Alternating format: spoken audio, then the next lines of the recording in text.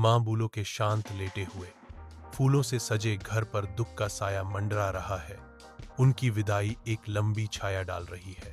इंद्रजीत दुख से व्याकुल होकर पीड़ा से चिल्लाता है, माई, तुम हमें छोड़ गई, तुम हमें अकेला छोड़ गई माई। रामानंद एक आरामदायक हाथ प्रदान करते हैं। भारी नुकसान के सामने सांत्वना का एक मौन इशारा। कुमारी दुख से भरी आवाज में विलाप करती हैं, हमारे जीवन का सबसे बड़ा सहारा चला गया।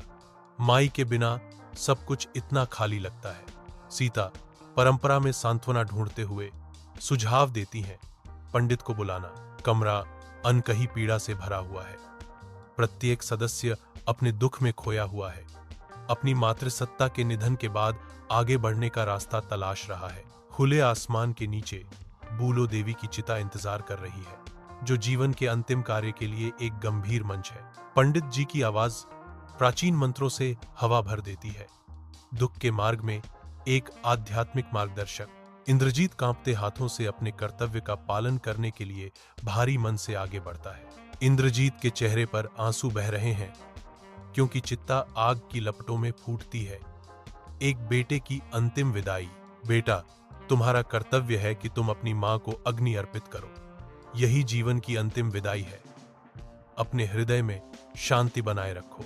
पड़ोसी और ग्रामीण इकट्ठा होते हैं। उनके चेहरे दुख से भरे हुए हैं। इंद्रजीत के दुख में शामिल होते हैं।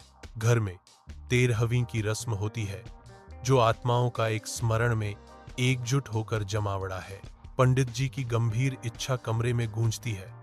आज की प्रार्थना में माता बुलो की आत्मा को वैकुंठ प्राप्त हो, यही मेरी इच्छा है। कुमारी की आवाज हार्दिक दृढ़ संकल्प के साथ गूंजती है।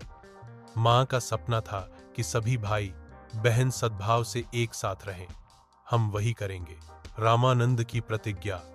13वें दिन के बाद भी हम मां की सेवा की भावना को जीवित रखेंगे। एकता के क्षण में हर कोई गले मिलता है, अपनी साझा प्रतिज्ञा को सील करता है।